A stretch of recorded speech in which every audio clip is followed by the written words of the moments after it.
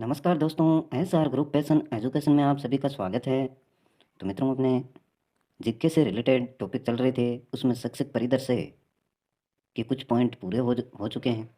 शिक्षण अधिगम के नवाचार, राज्य में केंद्र एवं राजस्थान सरकार के विद्यार्थी कल्याणकारी योजनाएं एवं पुरस्कार, विद्यालय प्रबंधन एवं संबंधित समितियाँ, ये टॉपिक हैं अपने इतने कंप्लीट हो चुके हैं और आप सभी ने वीडियो देखे होंगे अच्छे से।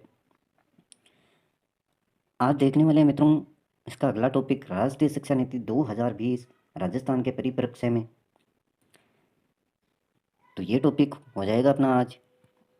और इसके बाद में निःशुल्क एवं अनिवार्य बाल शिक्षा का अधिकार अधिनियम, इसके तहत 3 टॉपिक दे रखे हैं आपके, ये कंप्लीट करवाएंगे। और क्रम से चल रहे हैं मित्रों टॉपिक, ये नहीं कि बीच बीच में से करवा दिया जाए आपको। और ये सामयिक विषय वाला टॉपिक है। ये अपन एग्ज़ाम के अंतिम समय में जो करंट अफेयर से संबंधित घटनाएं हैं, योजनाएं हैं, ये एग्ज़ाम का जब समय नज़दीक होगा एकदम, तब कर लेंगे मित्रों, क्योंकि करंट अफेयर से जुड़ी हुई घटनाएं हैं। और बाकी अपने टॉपिक क्रम से चलते रहेंगे। तो देखते हैं मित्रों, आज का खास टॉपिक राष्ट्रीय शिक्षा नीति 2020 राजस्थान के परिप्रेक्ष्य में। इसमें देखें मित्रों, भारतीय संविधान के चौथे भाग में उल्लेखित नीति निर्देशक तत्वों में कहा गया है कि प्राथमिक स्तर तक के सभी बच्चों को अनिवार्य एवं निःशुल्क शिक्षा की व्यवस्था की जाए। तो ये कहाँ पर लिखी गई ये बात? भारतीय संविधान में लिखी गई है और उसके चौथे भाग में उल्लेखित है, नीति निर्देशक तत्व है। चौथे भाग में उल्लेखित नीति निर्देशक तत्व है, वहाँ पर ये बात लिखी गई है कि प्राथमिक स्तर तक के जितने भी बच्चे हैं उनको अनिवार्य एवं निःशुल्क शिक्षा की व्यवस्था होनी चाहिए।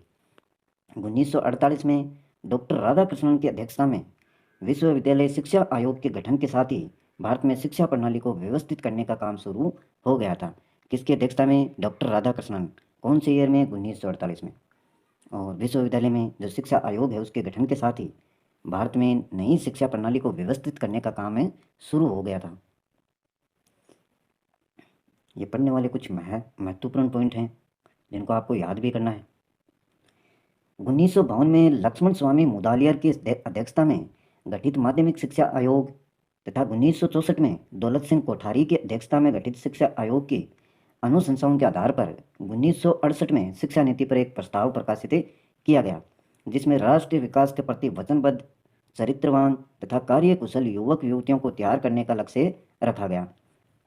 तो माध्यमिक शिक्षा आयोग का गठन किया गया 1952 में लक्ष्मण स्वामी मुदालियर की अध्यक्षता में। अध्यक्ष थे उसमें लक्ष्मण स्वामी मुदालियर 1952 में। और 1964 की बात करें, उस समय अध्यक्ष थे दौलत सिंह कोठारी। और शिक्षा आयोग की अनुशंसाओं के आधार पर और 1968 में नई जो शिक्षा नीति है उसको लागू किया गया था। 1968 में उस समय भारत है, या ये कह सकते हैं कि स्वतंत्र भारत की पहली शिक्षा नीति 1968 में प्रारंभ की गई थी। और उस समय प्रधानमंत्री थी स्वर्गीय इंदिरा गांधी जी। तो ये बात ध्यान में रखेंगे, जो पहली शिक्षा नीति थी वो 1968 में लागू की गई थी और स्वतंत्र भारत की बोल सकते हैं इसको, और प्रधानमंत्री स्वर्गीय इंदिरा गांधी जी।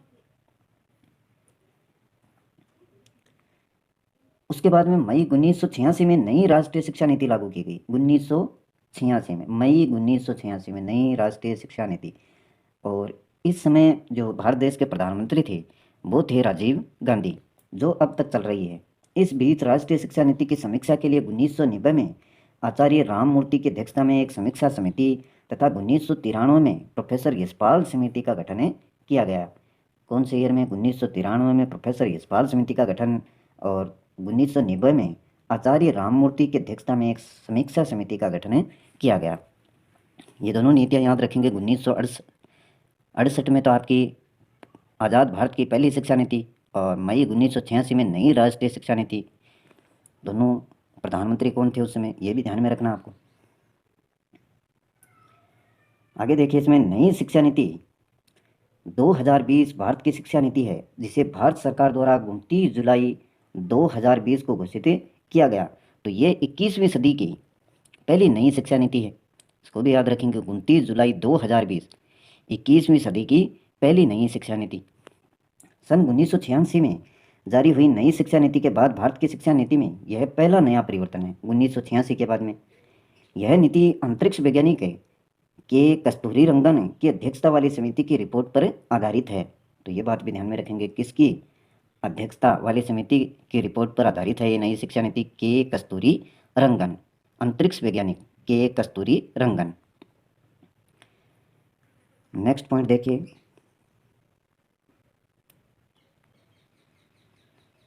राष्ट्रीय शिक्षा नीति 2020 में शिक्षा की पहुंच, क्षमता, गुणवत्ता, वहनीयता और उत्तरदायित्व जैसे मुद्दों पर विशेष ध्यान दिया गया है। ये मुद्दे हैं मित्रों, गुणवत्ता होनी चाहिए, वहनीयता, वहन करने की कैपेसिटी होनी चाहिए और उसमें एक निश्चित उत्तरदायित्व होना चाहिए। नई शिक्षा नीति के तहत केंद्र व राज्य सरकार के सहयोग से शिक्षा क्षेत्र पर देश की सकल घरेलू उत्पाद यानी जीडीपी के 6% के बराबर निवेश का लक्ष्य रखा गया है। यानी जो भी जीडीपी है अपने भारत देश की, उस जीडीपी का 6% इस नई शिक्षा नीति के ऊपर खर्च किया जाएगा। तो ये पॉइंट में इम्पोर्टेंट है, इसको भी ध्यान में रखेंगे कि जो सकल घरेलू उत्पाद है, कुल सकल घरेलू उत्पाद में से कितना परसेंट नई राष्ट्रीय शिक्षा नीति में खर्च किया जाएगा? तो ये रहेगा आपका 6%। मानव संसाधन विकास मंत्रालय का नाम बदलकर शिक्षा मंत्रालय कर दिया गया है, ये भी ध्यान में रखें। प्राथमिक शिक्षा से संबंधित कुछ प्रावधान हैं, देखिए क्या क्या प्रावधान है। 3 वर्ष से 8 वर्ष की आयु के बच्चों के लिए 3 वर्ष से 8 वर्ष की आयु के बच्चों के लिए शैक्षिक पाठ्यक्रम का 2 समूहों में विभाजन किया गया है। 3 से 8 वर्ष की जो शुरुआती स्टेज है, उसमें जो भी बच्चे शैक्षिक शिक्षा ग्रहण करते हैं उनके लिए शैक्षिक पाठ्यक्रम 2 समूहों में विभाजित किया गया है। और 3 वर्ष से 6 वर्ष की आयु के बच्चों के लिए आंगनवाड़ी या बाल वाटिका पूर्व स्कूल के माध्यम से मुफ्त, सुरक्षित और गुणवत्तापूर्ण प्रारंभिक बाल्यावस्था देखभाल और शिक्षा की उपलब्धता सुनिश्चित करना है। 3 से 6 वर्ष तक के बालक हैं उनको आंगनवाड़ी में डालना है या बाल वाटिका में या पूर्व स्कूल के माध्यम से मुफ्त, सुरक्षित और गुणवत्तापूर्ण प्रारंभिक बाल्यावस्था देखभाल और शिक्षा की उपलब्धता सुनिश्चित करना, ये लक्ष्य इसमें रखा गया है नई शिक्षा नीति में। 6 वर्ष से 8 वर्ष तक के बच्चों को प्राथमिक विद्यालयों में कक्षा 1 और 2 में शिक्षा प्रदान की जाएगी। 6 से जो 8 वर्ष तक के बच्चे हैं उनको कक्षा 1 और 2 में शिक्षा प्रदान की जाएगी प्राथमिक विद्यालय में। और प्रारंभिक शिक्षा को बहुस्तरीय खेल और गतिविधि आधारित बनाने को प्राथमिकता दी जाएगी। यानी प्रारंभिक जो भी शिक्षा है वो खेलों के माध्यम से करवाई जाए, उसमें खेल से जुड़ी हुई गतिविधियाँ ज़्यादा होनी चाहिए। इस प्रकार का इसमें बाकायदा वर्णन किया गया है नई शिक्षा नीति में। इनका कहना है कि खेल खेल में बच्चे ज़्यादा सीखते हैं। एनईपी में एमएचआरडी द्वारा बुनियादी साक्षरता और संख्यात्मक ज्ञान पर एक राष्ट्रीय मिशन की स्थापना की मांग की गई है। एनईपी में एमएचआरडी द्वारा बुनियादी साक्षरता और संख्यात्मक ज्ञान पर एक राष्ट्रीय मिशन की स्थापना की मांग की गई है। और राज्य सरकारों द्वारा वर्ष 2025 तक प्राथमिक विद्यालयों में कक्षा 3 तक के सभी बच्चों में बुनियादी साक्षरता और संख्यात्मक ज्ञान प्राप्त करने हेतु इस मिशन के क्रियान्वयन की योजना तैयार की जाएगी कि कक्षा 3 तक के जितने भी बच्चे हैं उनमें बुनियादी साक्षरता तो होनी चाहिए और साथ साथ में उसमें क्या है, संख्यात्मक ज्ञान यानी संख्या का जो ज्ञान होना चाहिए बच्चों को वो प्राप्त होना चाहिए। उसके लिए क्रियान्वयन की योजना तैयार की जाएगी। ये नहीं कि कक्षा 3 तक बच्चा पढ़ रहा है लेकिन उसको संख्याओं का ज्ञान नहीं है। भाषाई विविधता का संरक्षण, भाषाई विविधता यानी एक प्रकार की भाषा में विविधता है, उसका संरक्षण किस प्रकार से? इस शिक्षा नीति में 5वीं कक्षा की शिक्षा में मातृभाषा, स्थानीय या क्षेत्रीय भाषा को अध्यापन के माध्यम के रूप में अपनाने पर बल दिया गया है। 5वीं कक्षा तक की जो भी शिक्षा है वो मातृभाषा में या स्थानीय भाषा या क्षेत्रीय भाषा में। साथ ही इस नीति में मातृभाषा को कक्षा 8 और आगे की शिक्षा के लिए प्राथमिकता देने का सुझाव दिया गया है। जो मातृभाषा है, स्कूली और उच्च शिक्षा में छात्रों के लिए स्कूली और उच्च शिक्षा में संस्कृत और अन्य प्राचीन भारतीय भाषाओं का विकल्प उपलब्ध होगा, परंतु किसी भी छात्र पर भाषा के चुनाव की कोई बाध्यता नहीं होगी। ये नहीं कि उसको मजबूरन संस्कृत पढ़ना ही है, ऐसी कोई बाध्यता उस पर नहीं होगी। पाठ्यक्रम और मूल्यांकन देखें मित्रों, इस नीति में प्रस्तावित सुधारों के अनुसार कला और विज्ञान, व्यावसायिक तथा शैक्षणिक विषयों एवं पाठ्यक्रम व पाठ्योत्तर गतिविधियों के बीच बहुत अधिक अंतर नहीं होगा। कक्षा 6 से ही शैक्षिक पाठ्यक्रम में व्यावसायिक शिक्षा को शामिल कर दिया जाएगा। व्यवसाय से जुड़ी हुई जो भी शिक्षा है उसको कक्षा 6 से ही शामिल कर दिया जाएगा पाठ्यक्रम में। और इसमें इंटर्नशिप की व्यवस्था भी कर दी जाएगी। राष्ट्रीय शैक्षिक अनुसंधान और प्रशिक्षण परिषद एनसीईआरटी द्वारा स्कूली शिक्षा के लिए राष्ट्रीय पाठ्यक्रम रूपरेखा तैयार की जाएगी और छात्रों के समग्र विकास के लक्ष्य को ध्यान में रखते हुए कक्षा 10 और कक्षा 12 की परीक्षाओं में बदलाव किए जाएंगे। यानी ये एनसीईआरटी के द्वारा जो भी राष्ट्रीय पाठ्यक्रम रूपरेखा है वो तैयार किया जाएगा और छात्रों के समग्र विकास को ध्यान में रखा जाएगा, चारों तरफ से उसका विकास किस प्रकार से किया जा सके। और कक्षा 10 और 12 की जो भी परीक्षाएं हैं उनमें बदलाव किए जाएंगे। इसमें भविष्य में सेमेस्टर या बहुविकल्पीय प्रश्न आदि जैसे सुधारों को शामिल किया जा सकता है। यानी जो भी परीक्षाएं होंगी वो बहुविकल्पीय प्रश्नों के आधार पर होंगी या उनका सेमेस्टर बना दिया जाएगा। जैसे एक वर्ष में 3 बार उनका एग्ज़ाम हो सेमेस्टर में, या 2 बार करवा दिया जाए, 4 बार करवा दिया जाए, सेमेस्टर बना दिए जा सकते हैं उनके। और बहुविकल्पीय प्रश्न आधारित एग्जाम हो सकती है, ऐसा उल्लेख है इसमें। छात्रों की प्रगति के मूल्यांकन के लिए मानक निर्धारक निकाय के रूप में परख नामक एक नए राष्ट्रीय आकलन केंद्र की स्थापना की जाएगी। परख नामक एक नए राष्ट्रीय आकलन केंद्र की जो भी मूल्यांकन के लिए मानक निर्धारक निकाय हैं उनके रूप में। और छात्रों की प्रगति के मूल्यांकन तथा छात्रों को अपने भविष्य से जुड़े निर्णय लेने में सहायता प्रदान करने के लिए कृत्रिम बुद्धिमत्ता आधारित सॉफ्टवेयर का प्रयोग किया जाएगा। कृत्रिम बुद्धिमत्ता आधारित सॉफ्टवेयर का प्रयोग किया जाएगा। एक होती है प्राकृतिक बुद्धि आपकी, और इसमें कंप्यूटर का इस्तेमाल किया जाएगा, तो इसको कहते हैं मित्रों कृत्रिम बुद्धिमत्ता। तो जो भी छात्रों के भविष्य से जुड़े निर्णय हैं लेने में ये सहायता प्रदान करेगा, सॉफ्टवेयर बनाया जाएगा इस प्रकार का। शिक्षण व्यवस्था से संबंधित सुधार देखिए। शिक्षकों की नियुक्ति में प्रभावी और पारदर्शी प्रक्रिया का पालन तथा समय समय पर लिए गए कार्य प्रदर्शन आकलन के आधार पर पदोन्नति होगी। और राष्ट्रीय अध्यापक शिक्षा परिषद वर्ष 2022 तक शिक्षकों के लिए राष्ट्रीय व्यावसायिक मानक का विकास किया जाएगा। राष्ट्रीय अध्यापक शिक्षा परिषद वर्ष 2022 तक शिक्षकों के लिए राष्ट्रीय व्यावसायिक मानक का विकास किया जाएगा। व्यवसाय से जुड़े हुए जो भी मानक हैं शिक्षकों के लिए उनको राष्ट्रीय स्तर पर विकास किया जाएगा। राष्ट्रीय अध्यापक शिक्षा परिषद द्वारा एनसीईआरटी के परामर्श के आधार पर अध्यापक शिक्षा हेतु राष्ट्रीय पाठ्यक्रम की रूपरेखा का विकास किया जाएगा। और वर्ष 2023 तक अध्यापन के लिए न्यूनतम डिग्री योग्यता 4 वर्षीय एकीकृत बीएड डिग्री का होना अनिवार्य किया जाएगा। ये लक्ष्य रखा गया है वर्ष 2030 तक अध्यापन के लिए। और न्यूनतम डिग्री योग्यता 4 वर्षीय एकीकृत बीएड डिग्री, यानी जो कॉलेज होगी उसके साथ में आपकी बीएड हो जाएगी और इसको एकीकृत बीएड डिग्री या 4 वर्षीय कोर्स माना जाएगा।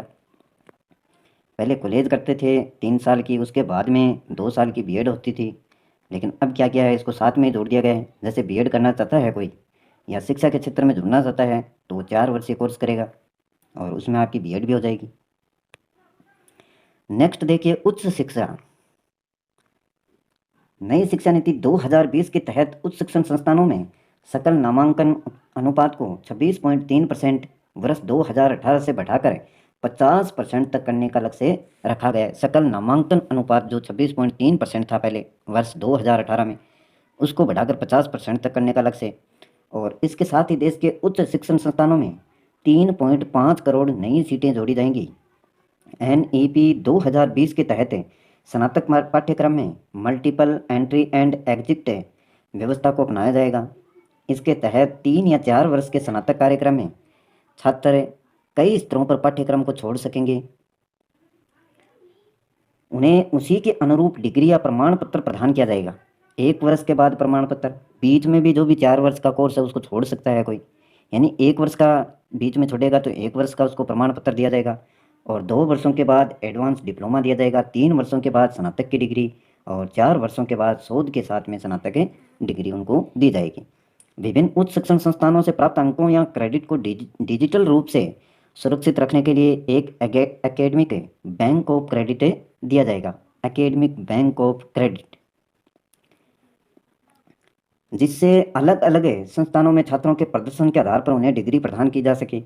नई शिक्षा नीति के तहत एमएफिल या एमफिल कार्यक्रम को समाप्त कर दिया गया है। यानी नई शिक्षा नीति के तहत आप एमफिल नहीं कर सकते हैं, इस कार्यक्रम को समाप्त पूर्णतया कर दिया गया है। पहले एमफिल की एक डिग्री होती थी वो बंद कर दी गई है।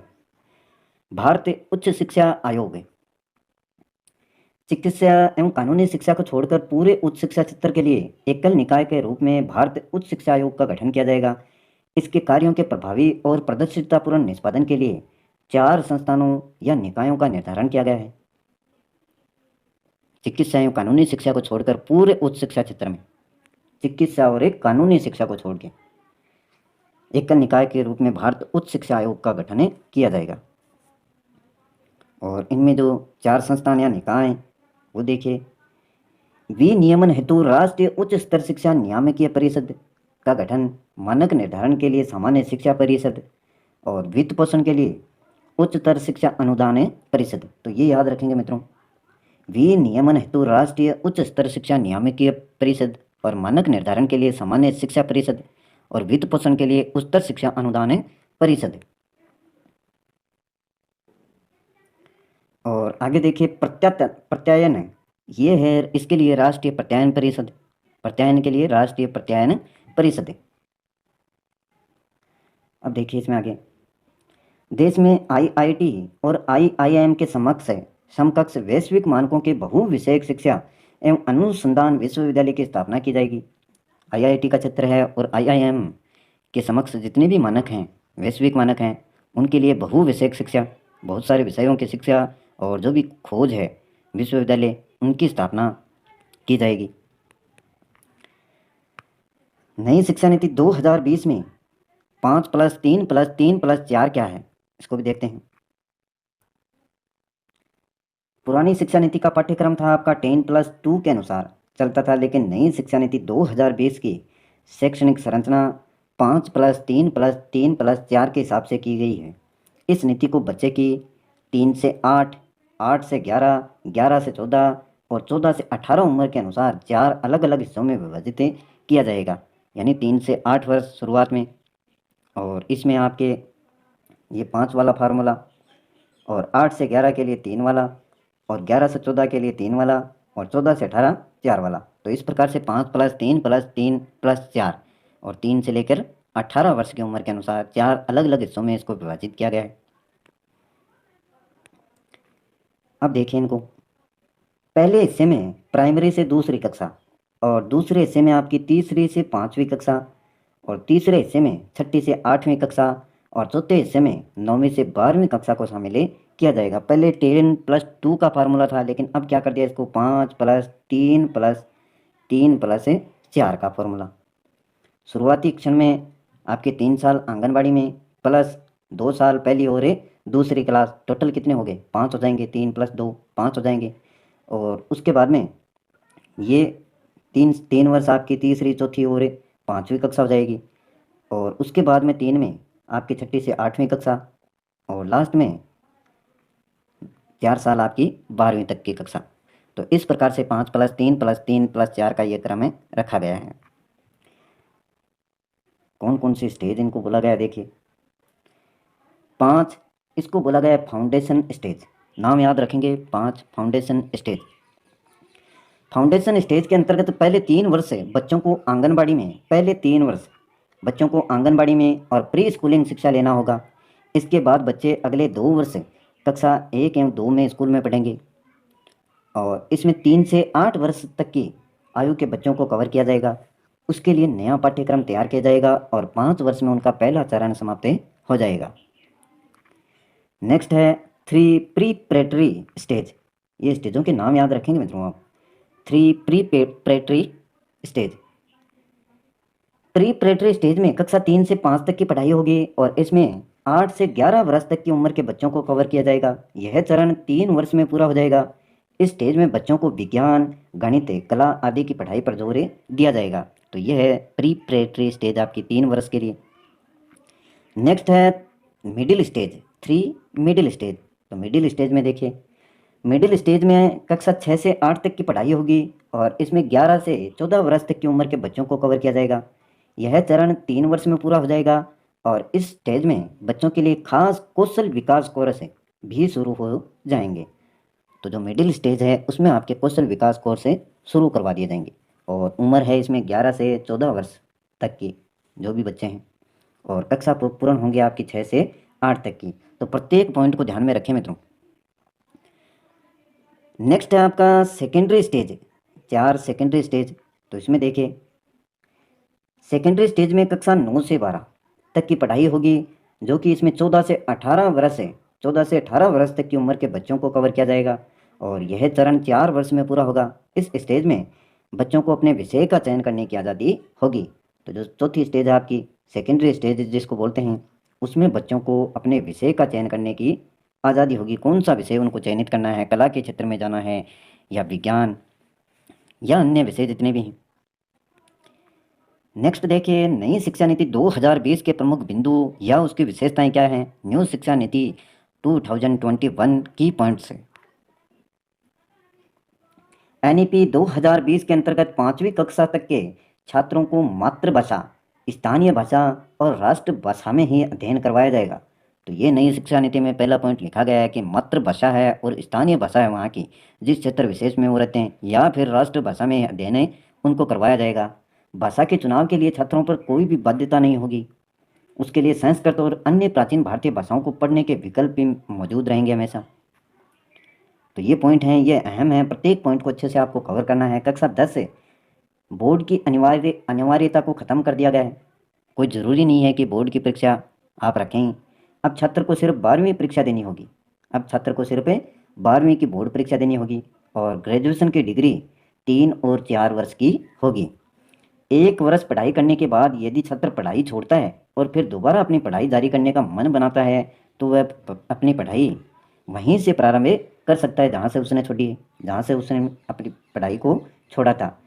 छात्र को कॉलेज के पहले वर्ष की पढ़ाई पूरी होने पर सर्टिफिकेट दिया जाएगा और दूसरे वर्ष पर डिप्लोमा व तीसरे और चौथे वर्ष में डिग्री दी जाएगी।